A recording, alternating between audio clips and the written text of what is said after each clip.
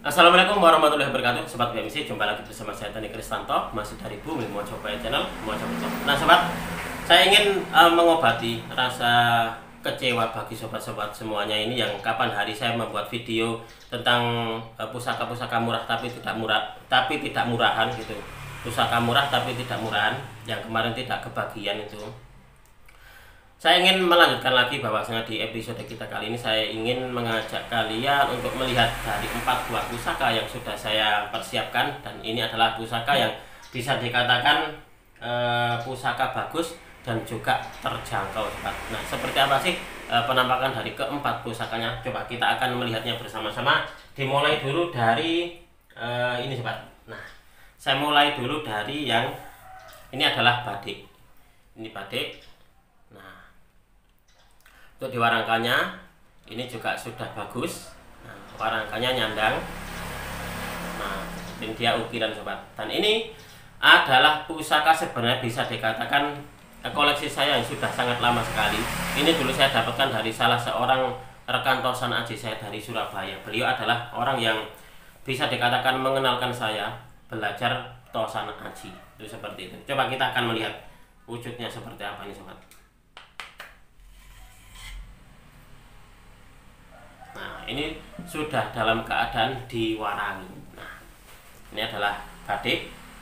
Ini untuk baunya sangat harum sekali sobat. Padahal ini bukan minyak saya. Kira-kira ini minyaknya siapa gitu loh. Apakah memang harum dari ini dari bilahnya atau seperti apa? Saya sendiri kurang paham karena dari dulu gitu memang untuk di badik ini baunya sangat harum. Nah, untuk di pamornya sendiri kalau sobat semuanya melihat, ini ada 2 pamor yang cukup istimewa sobat. Itulah kenapa dulu pusaka ini sempat menjadi koleksi pribadi saya. Di bagian ini, di bagian bawah, di sor-sorannya ini adalah pamor batu lapak. Dia kayak bulatan tapi cuma separuh bulatan. Nah, ini adalah batu lapak. Pamornya batu lapak, kanan kiri sama.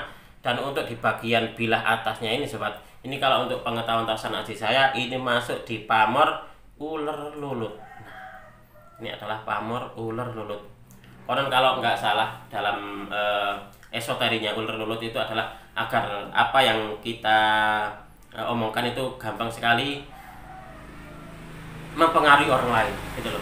Gampang sekali kita kalau mengatakan atau mengeluarkan sebuah pendapat atau ide itu gampang sekali diterima oleh orang lain, itu seperti itu.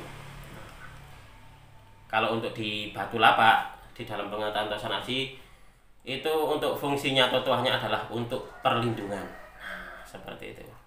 Ini sangat luar biasa sekali. Pusakanya bagus, pamornya bagus, dan juga ini ada keistimewaan dia berbau harum sobat. Nah, ini berbau harum. Ini bukan minyak saya, nggak tahu ini. Coba kita akan lanjutkan lagi untuk yang kedua sobat. Nah, yang kedua adalah ini. Nah, ini adalah pusaka dengan dapur sinom, tapi ini ada keistimewaannya. Coba kita akan melihatnya ini sobat. Nah, ini pun juga sudah saya warangkan sobat. Ini sudah dalam keadaan diwarangi. Kalau ini pusaka ini saya dapatkan dari salah seorang rekan Tosan Aji saya dari Mojokerto sendiri. Waktu itu saya bermain ke rumahnya beliau, saya melihat gitu. Saya melihat ada pusaka loh. Pusaka ini sebenarnya bagus gitu loh. Meskipun tampaknya sederhana, tapi dia punya keistimewaan waktu itu. Waktu saya lihat itu sobat. Keistimewaannya adalah dia ada ring kuningnya yang berada di gonjong. Jadi pesi itu dia dibalut dengan ring kuning, nggak tahu apa itu emas atau apa gitu, lalu dibungkus dengan gonjong. Nah, ini sobat, kalau dia tidak aus gitu, kalau bagian gonjongnya ini tidak aus, maka tidak akan terlihat. Nah, memang sebenarnya ini adalah bisa dikatakan dirahasiakan. Nah, kalau saya ini saya lepas untuk di ininya, dedernya, di sini pun juga akan terlihat. Nah, terlihat karena sudah aus untuk di bilah besinya. Kalau tidak aus, maka tidak akan terlihat ring kuningnya ini sobat. Nah, di dalam pengetahuan Tosan Aji saya, ring kuning ini konon zaman dahulu gitu ada sebuah ini sobat pemberontakan, kalau nggak salah pergolakan di mana itu ya, daerah Jawa Tengah pokoknya, di Pati kalau nggak salah waktu itu. Nah, pasukannya ini tidak bisa dikalahkan, pasukannya ini sangat sakti-sakti gitu loh. Nah, bisa dikalahkan kalau pusaka itu dia mengandung atau ditindik dengan emas. Nah, waktu itu seperti itu. Akhirnya terus raja yang sah gitu waktu itu memerintahkan untuk membuat pusaka-pusaka yang ditindik dengan tindik emas, itu seperti itu untuk mengalahkan pasukan dari Pragolapati kalau nggak salah.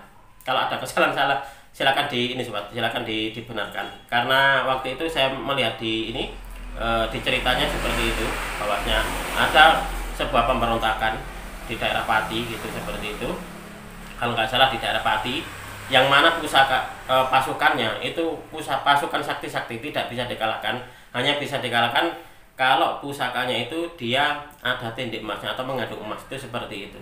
Nah, kemungkinan gitu pusaka ini dulu dibuat untuk menumpas dari pemberontakan pasukan-pasukan yang seperti itu sobat.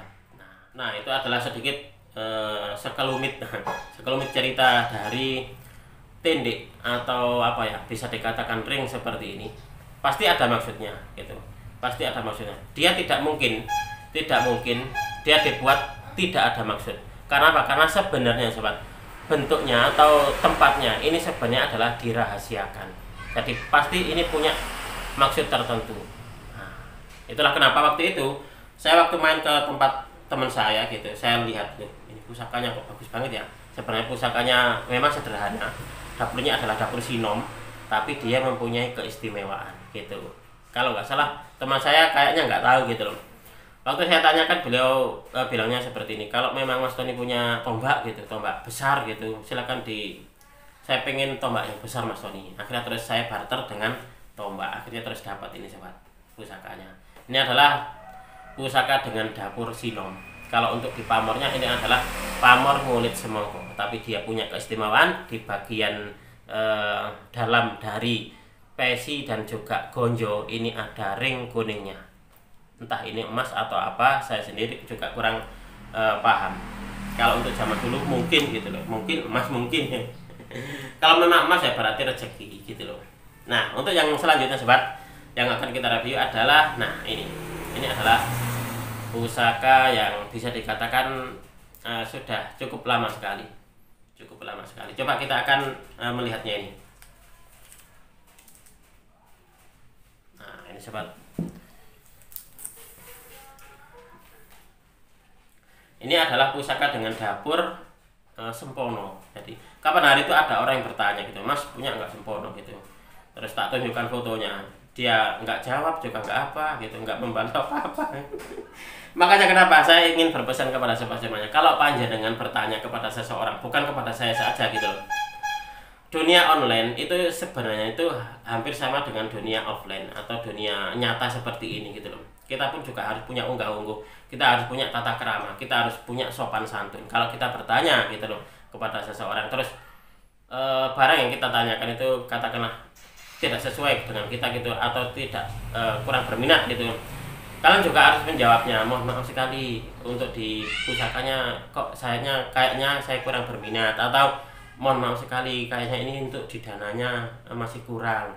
Alangkah baiknya dijawab seperti itu sobat. Jangan habis bertanya terus sudah berlalu begitu saja tanpa ada jawaban. Kalau di dalam saya sekolah dulu, guru saya itu bilang, datang tampak muka, pergi tampak punggung. Berarti kita datang itu pakai salam, pergi pun juga pakai salam. Itu seperti itu.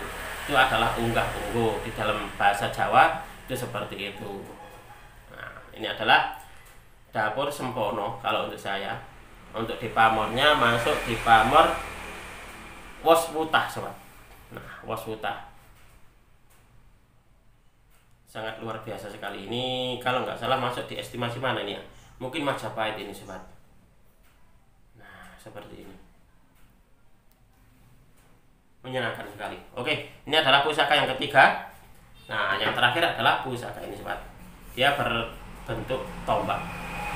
Nah, ini sebenarnya pun juga sudah lama sekali saya koleksi. Sebenarnya saya mendapatkan ini dapur tombak ini sama dengan badik ini dari satu orang. Kita akan melihatnya ini seperti apa bentuknya.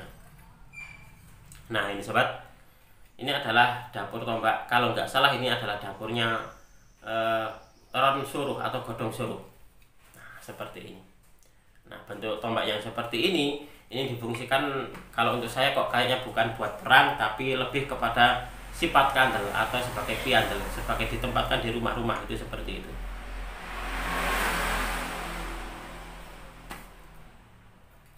Oke sobat, akan saya balik untuk kameranya biar sobat semuanya ini, jika di antara sobat ada yang berminat gitu, biar bisa lebih jelas di dalam melihat satu persatu dari pusaka yang kita review untuk di episode kita kali ini. Oke sobat BMC, kita akan melihat bersama-sama, kita akan melihat lebih detail, lebih dekat tentang keempat dari pusaka yang kita review untuk di episode kita kali ini sobat. Kita awali dengan yang ini sobat. Nah untuk di badik ini dia warangkanya dia ukir sobat.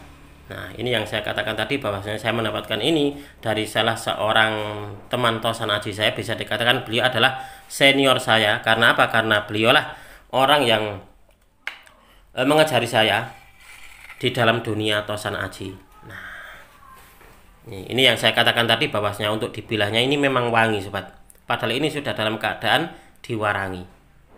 Nah, untuk di pamornya sendiri, ini pamornya pamor batu lapak dan ini adalah pamor uler lulut sobat.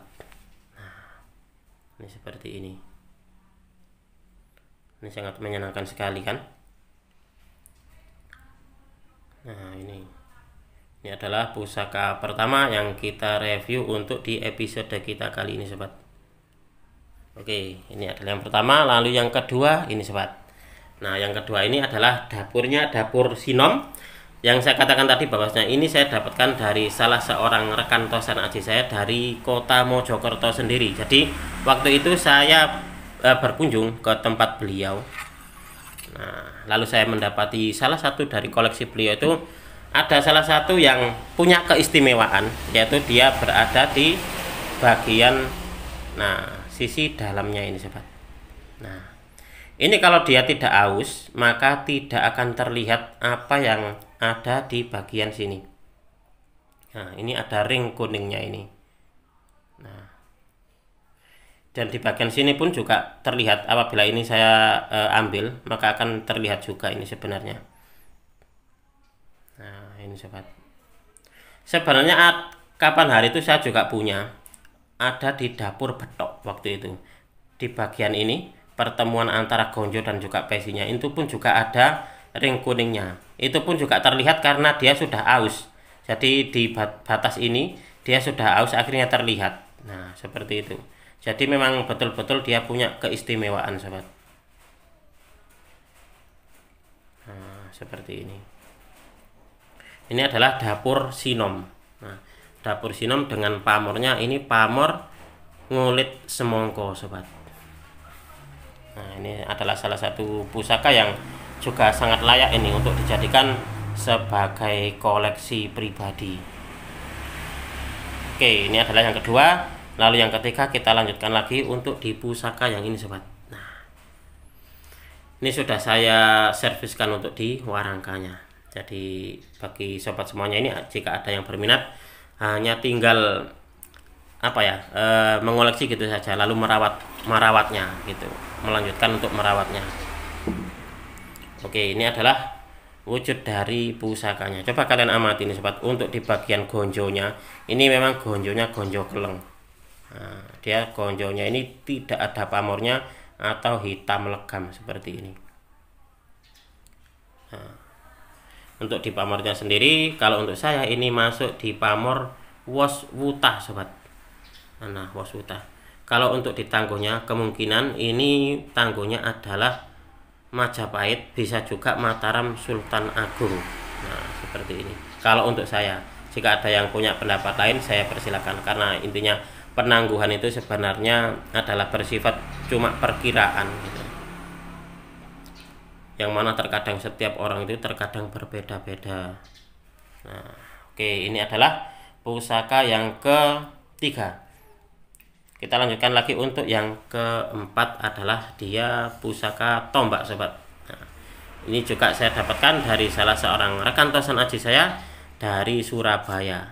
Sama dengan batik tadi sobat. Bisa dikatakan beliau adalah senior saya. Nah, ini adalah tombak godong suruh.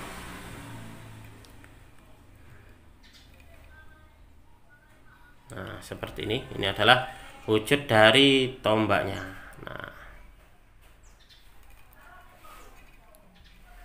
Nah, demikian tadi sobat, kita sudah mereview bersama-sama tentang keempat dari pusaka, yang mana pusaka ini bisa dikatakan adalah pusaka sepuh tapi terjangkau. Ini cocok sekali bagi para pecinta tosan aji pemula. Semoga video ini bisa sedikit menambah pengetahuan dan juga hiburan, khususnya bagi kalian para pecinta tosan aji pemula. Apabila ada kesalahan dan juga ada kekurangan di dalam saya menyampaikan review atau ulasan ini tadi, saya memohon maaf yang sebesar-besarnya. Apabila ada di antara sobat semuanya ada yang berkenan, silakan nanti langsung menghubungi di nomor WA saya. Dari saya cukup sekian, terima kasih dan wassalamualaikum warahmatullahi wabarakatuh. Rahayu, rahayu, rahayu.